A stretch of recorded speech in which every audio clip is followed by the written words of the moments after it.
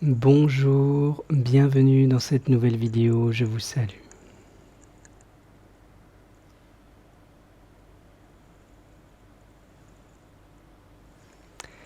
Bienvenue, je suis heureux de pouvoir vous retrouver dans cette vidéo pour vous partager un sujet qui, j'ai la conviction qu'il pourra aider bon nombre d'entre vous.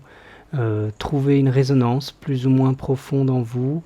Pour certains, ce seront des graines, quelques graines qui vont pouvoir tomber à l'intérieur, ensemencer notre terre intérieure. Pour d'autres, peut-être un écho, une résonance profonde. Ce que je vais vous partager est une clé que vous avez probablement si vous vous intéressez au sujet de la spiritualité, ce qui est certainement le cas si vous suivez cette chaîne, ou même dans le domaine du développement personnel. C'est quelque chose que vous avez déjà entendu.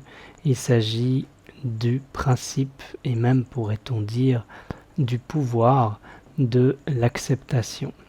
Maintenant, ce principe, et c'est la raison aussi pour laquelle j'ai le sentiment que ça pourrait aider un certain nombre d'entre vous, c'est qu'il est bien souvent mal compris, et ce dont je vais vous parler peut-être vous permettra mieux de le voir à l'endroit, de le voir à partir du bon endroit, c'est à partir de l'intérieur. Aussi, et c'est la raison pour laquelle je fais toutes ces vidéos, l'idée est que vous entendiez vraiment ce qui se passe en vous quand j'exprime ces mots. Ce qui est important, c'est surtout ce qui résonne en vous, ce qui est vivant pour vous, et pas ce que vous entendez juste dans les mots directement. Ce qui est important, c'est ce qui vibre et comment ça vibre en vous. Donc quand on parle d'acceptation, ce qui doit vibrer, c'est dans votre corps, dans vos sensations. C'est déjà quelque chose de l'ordre d'une détente, de l'ordre d'un relâchement. Alors évidemment, si il s'agit, pour certains, ça va être le cas, lorsqu'on parle d'acceptation, ça peut faire remonter des choses inacceptables en soi. Donc ça ne va pas provoquer une détente dans ce cas, au contraire, ça va provoquer une résistance, une friction, éventuellement une colère, parce qu'il peut y avoir de l'injustice, un sentiment d'injustice, parce que quelque part il n'est pas juste, peut-on imaginer, peut-on penser, d'accepter certaines choses qui sont, selon les croyances, selon les valeurs qu'on leur accorde, inacceptables. Alors, la réalité est de ne pas vraiment de poser notre regard sur l'extérieur, ce que l'on considérerait, selon les valeurs qu'on y accorde, comme acceptable ou non, mais de plutôt voir ce que cela nous fait à l'intérieur. Alors la première chose que je peux dire, parce qu'on entend souvent parler de l'acceptation dans le développement personnel en général, et que parfois on entend aujourd'hui que accepter c'est une voie de facilité. Parce que accepter, c'est quelque part passif aussi. Accepter, c'est un peu simple, on accepte et on ne fait rien. Et donc du coup, on ne change pas les choses, parce qu'on est dans un état de passivité et d'acceptation. Bon, je crois qu'un certain nombre d'entre vous ne le perçoit pas comme ça. Accepter ne veut pas dire ne rien faire. Au contraire, accepter veut dire ne pas réagir pour se permettre d'être. Et à partir du moment où l'on est, on n'est plus dans la réaction parce qu'on s'est donné de l'espace, on accepte une situation telle qu'elle est, et à partir de ce moment-là, on peut agir. Quand on a de la place, on peut agir. Donc il ne s'agit pas d'acceptation d'un état de fatalité, il s'agit en réalité de l'inverse. C'est pour ça qu'on remet les choses à l'endroit, puisque la fatalité est une forme de passivité. Il s'agit de se donner de la force de pouvoir changer, se changer soi-même, et en se changeant soi-même, on peut changer le monde. Donc il s'agit de cela. Et c'est un mouvement très concret, parce que l'acceptation permet de décristalliser les choses.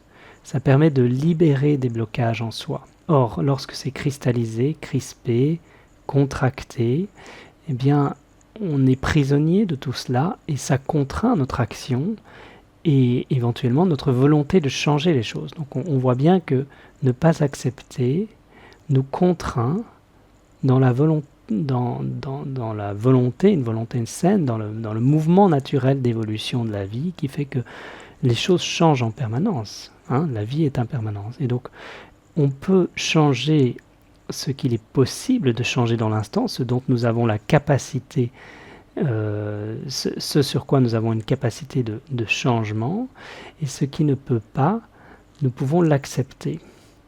Avec tout l'amour et la compassion, nous pouvons faire en sorte de changer une situation, de favoriser son évolution dans une relation qui parfois peut être tendue, dans une situation difficile avec des collègues, dans une situation qui demande beaucoup d'énergie d'entreprise, une gestion de projet ou autre. Parfois, il est possible de mener à bien le projet dans la direction que l'on a décidé. Parfois, il est possible d'améliorer une relation, de la faire évoluer dans la direction qu'il semble, quand je dis qu'on a décidé, qu'il semble être la bonne, celle qui est alignée, celle que la vie veut. Parfois, la vie montre un autre dessein. La vie montre un autre chemin pour cette relation ou pour ce projet, une autre forme. Ça ne veut pas dire que la relation sera moins réussie, ça ne veut pas dire que le projet sera moins réussi, mais peut-être que la vie nous montre une autre forme de réussite, d'accomplissement de cette relation, de ce projet. Là, la sagesse permet de constater lorsque cela bloque et de ne pas forcer, mais d'accepter pour accompagner après ce que la vie nous montre, là où cela est plus fluide. Et lorsque... qu'est-ce qui va empêcher l'acceptation ? Eh bien, c'est une charge émotionnelle. C'est qu'on a investi beaucoup. On y a mis encore une fois des valeurs, des convictions dans la direction. Il y a une raison, une logique, peut-être un raisonnement qu'on a construit, une raison pour laquelle on veut que la relation évolue dans telle direction, que le projet s'épanouissent dans la direction qu'il semble pour nous être la bonne. Et changer de direction, ça crée des frictions avec toute cette charge émotionnelle qui est soulevée. Et cette charge émotionnelle, elle est liée bien souvent à la notion d'ego.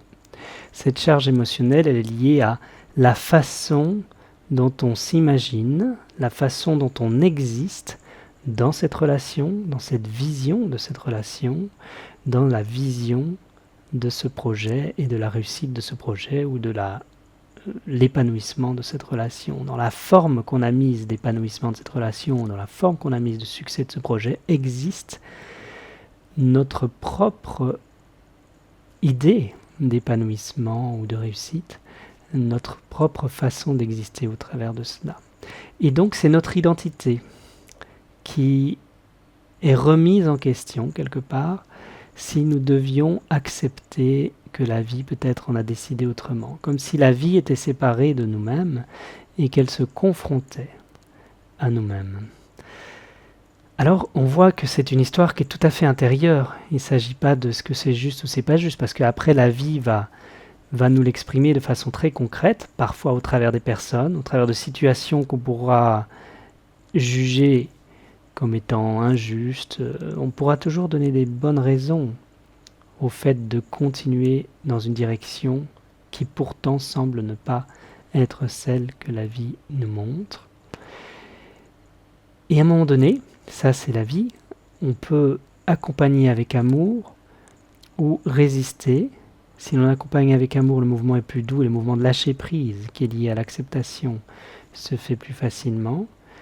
Ou bien on peut résister jusqu'à arriver à un moment où la corde est trop tendue et donc elle finit par se casser, rompre. Donc à travers une rupture, à travers un échec, pour parler de la relation ou du... Enfin, ça peut être un échec relationnel aussi d'ailleurs, ou un échec... Enfin, ça peut être vu en termes d'échec, une relation, en termes de succès ou d'échec, c'est quand même drôle de le voir ainsi. Ça peut être vu aussi au niveau du projet, comme ça, en termes d'échec. La réalité est qu'il n'y a pas d'échec. Il y a simplement des apprentissages, une évolution. Et donc, Euh, cette perception de l'échec, peut-être cette casse cette corde qui a trop été tirée et qui se rompt. Ça peut être aussi quelque chose, une situation qui arrive soudainement et qui arrête notre élan. Ça peut être notre corps, notre santé qui nous arrête, ou voilà, une réaction projetée, un accident relationnel, matériel, une situation qui change les circonstances, qui fait qu'on ne peut plus faire comme avant, parce que les circonstances même qui permettaient l'évolution de la relation du projet, pour prendre cet exemple, s'est modifié. Donc, lorsque cela nous arrive, ou bien avec le temps et l'expérience, on peut prendre du recul. Avec le travail et une démarche intérieure, on peut aussi prendre du recul pour écouter le mouvement de la vie et ne pas aller jusqu'au fait que la corde se casse et voir avant les signaux de la vie pour prendre du recul et se dire là, il y a peut-être quelque chose à voir.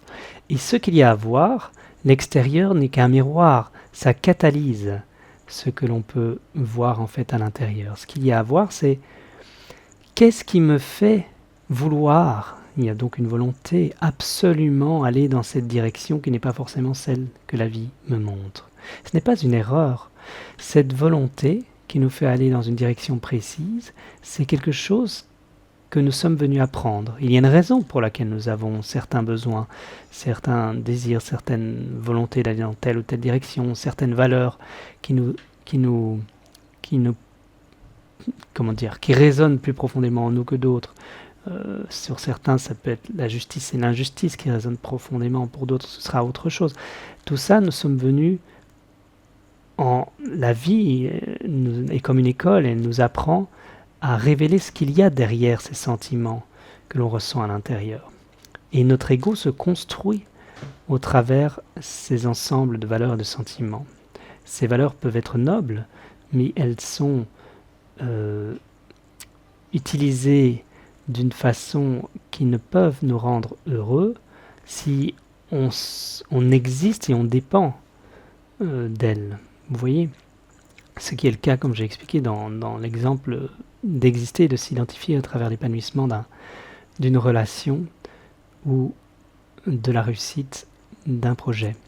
À partir du moment où on commence à voir cela, on voit en regardant donc à l'intérieur, on voit la charge émotionnelle.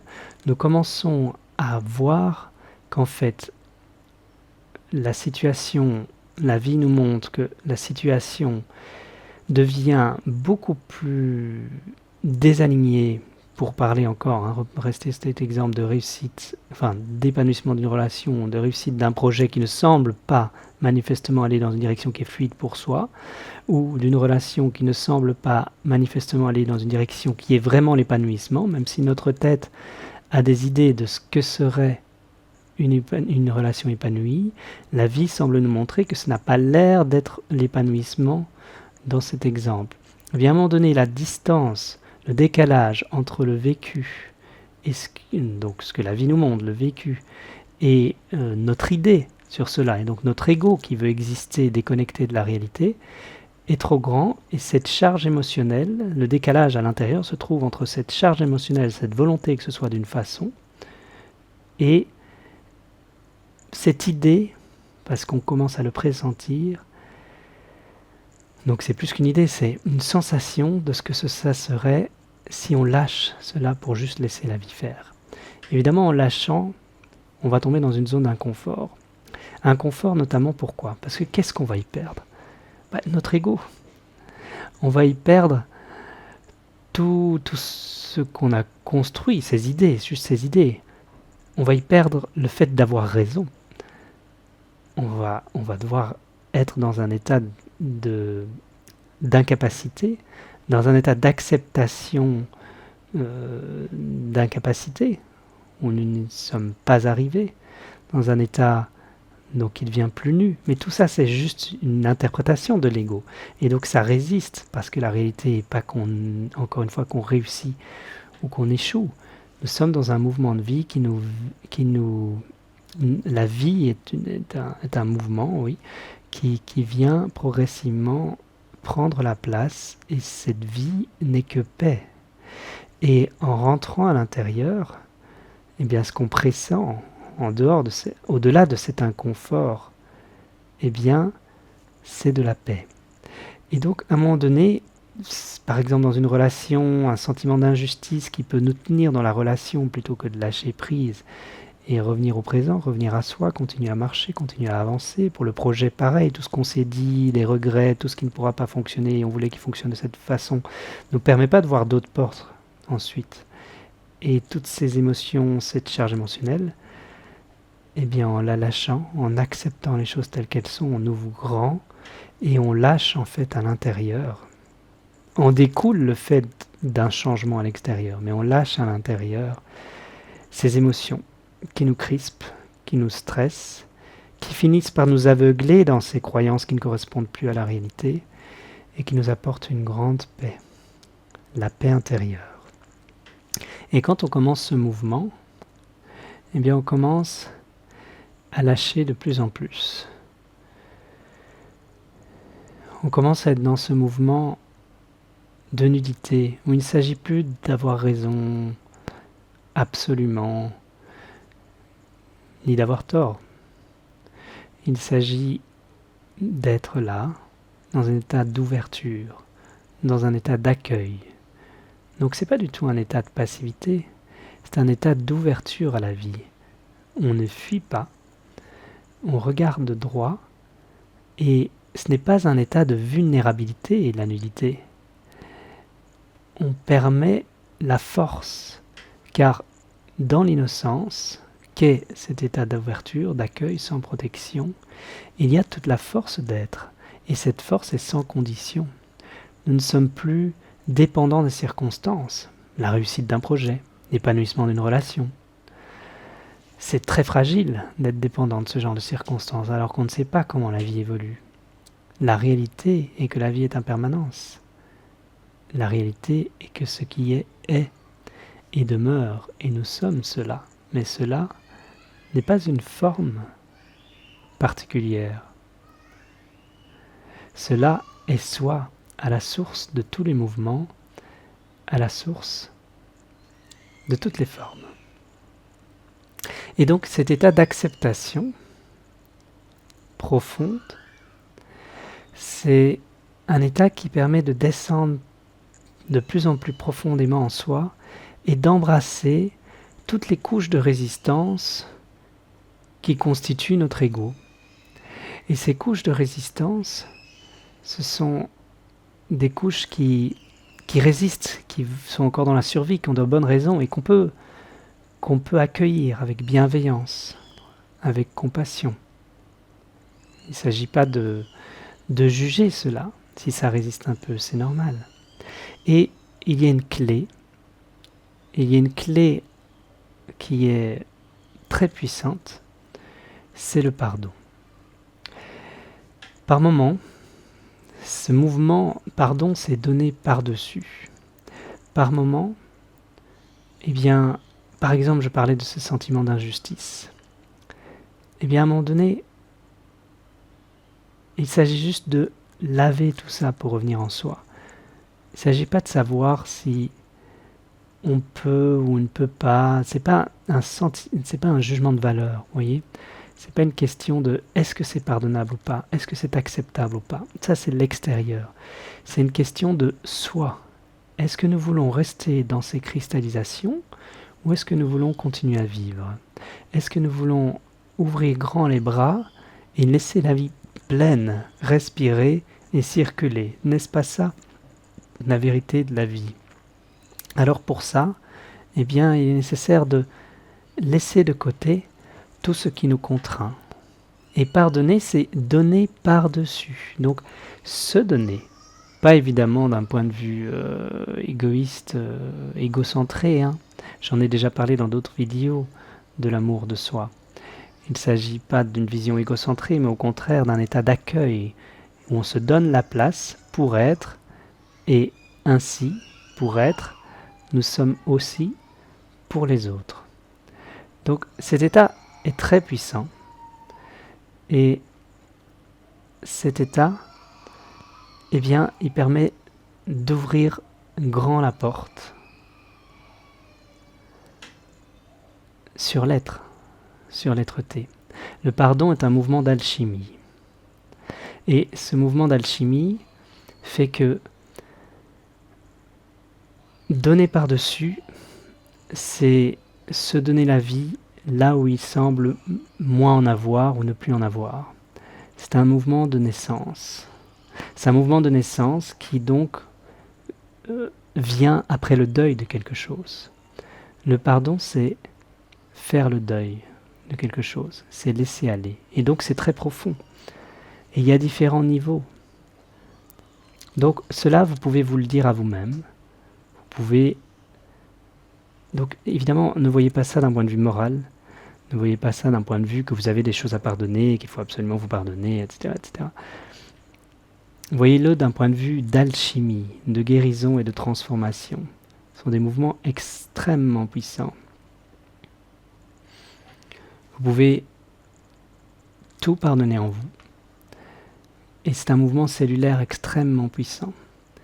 Vous pouvez, évidemment, plus, et c'est pour ça que j'ai pris ces exemples vivants et concrets au départ, plus cela est conscient, plus il vous est possible d'observer cette charge émotionnelle, ce mouvement égotique qui ne vous correspond plus, qui est là et qui résiste. Et là, il est plus facile de le lâcher et de poser une guérison dessus. Parfois, c'est plus inconscient.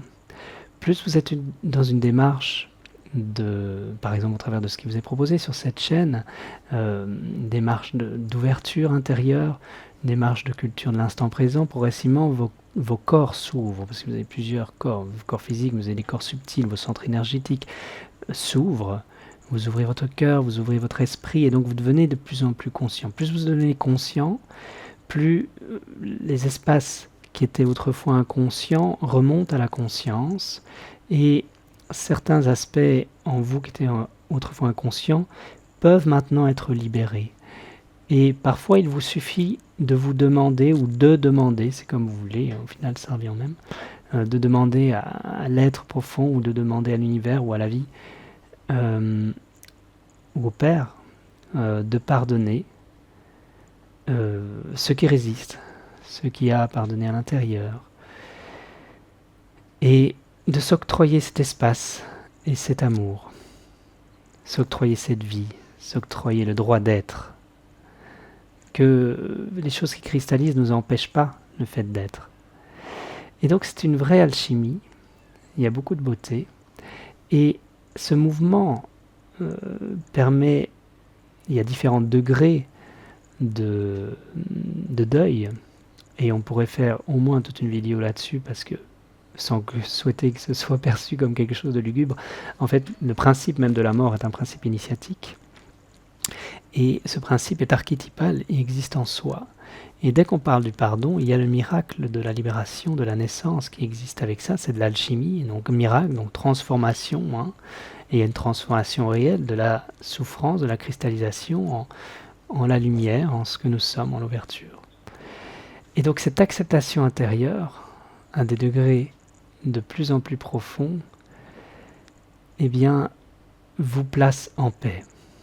Et j'ai déjà parlé dans d'autres vidéos de la culture du présent et de l'instant présent, qui parfois est liée à une démarche à partir de la conscience. On parle parfois de la pleine conscience, donc du fait d'être là, ici et maintenant. J'ai parlé des couches de pensée primaires et des couches de pensée secondaires, donc de revenir aux premières couches de pensée, puis revenir à l'instant. J'ai parlé de la présence aussi, et progressivement dans cet instant, eh bien, on peut se laisser s'immerger et tout ce qui est en périphérie se calme. Ici, par l'acceptation, c'est une démarche par le cœur. Plus on est dans cet instant présent, plus le cœur peut s'ouvrir, plus on est dans ce mouvement de nudité, ce mouvement d'être-té, par le cœur qui s'ouvre, plus cela nous place dans l'instant présent. Donc on voit que l'esprit et le cœur, ou le cœur et l'esprit évidemment se rejoignent et ne font qu'un. Et vous voyez ce mouvement de paix intérieure qui devient de plus en plus profond à mesure où on se libère des couches personnelles et des couches égotiques, à mesure où toutes ces couches s'en vont, décèdent, se rendent, eh bien, progressivement s'installe une paix qui est de moins en moins conditionnelle. Une paix qui existe de plus en plus, quelles que soient les circonstances. Et à partir de cette paix, nous pouvons ouvrir grand les bras dans l'accueil de la vie, dans l'acceptation, et parfois nous voyons ce qui peut encore résister. Et ça aussi, ça s'en va, toutes les couches, jusqu'à ce que les contours même de la personnalité, de ce qu'on appelle l'ego, qui est très abstrait, donc c'est un mot, l'ego, ça mériterait aussi pas mal de choses pourraient être dites autour de ce concept, eh bien, jusqu'à même cet sentiment d'exister d'une façon personnelle, qu'est cet ego, puisse simplement rendre sa coquille poreuse, de façon à ce que le fait d'être affecté personnellement, cette sphère personnelle, puisse se détendre dans une grande détente. Et cette détente, physiquement, cette paix intérieure, sa source est au niveau du cœur, mais elle a un lien direct avec le ventre. Et en votre ventre, il y a parfois, on parle du siège de l'âme en votre ventre, et le ventre est le siège des émotions. Et l'acceptation permet de guérir, et donc de digérer les émotions.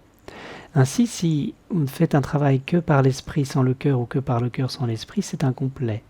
Si vous faites un travail que par le cœur sans jamais avoir de clarté d'esprit, c'est que quelque part, le cœur ne sait pas encore, le travail n'est pas terminé par le cœur, parce que finalement ça rejoint forcément l'esprit.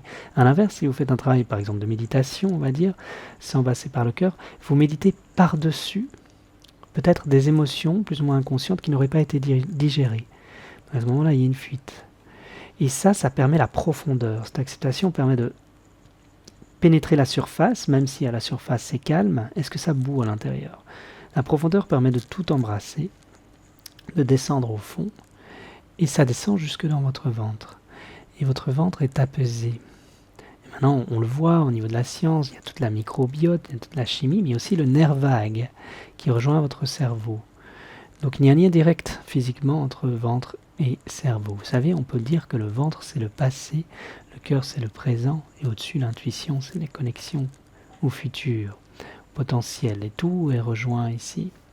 Et vous êtes tout ça en même temps. Ça n'est pas cristallisé, le futur est maintenant, le passé est maintenant. Et quand votre passé est embrassé, vous êtes posé au-dedans de vous. Vous êtes dans l'ouverture, et il est possible d'être. Donc il y a une nécessité de passer par un état d'ouverture, d'accueil, qui parfois nécessite, comme une chrysalide, de se faire un cocon pour renaître après.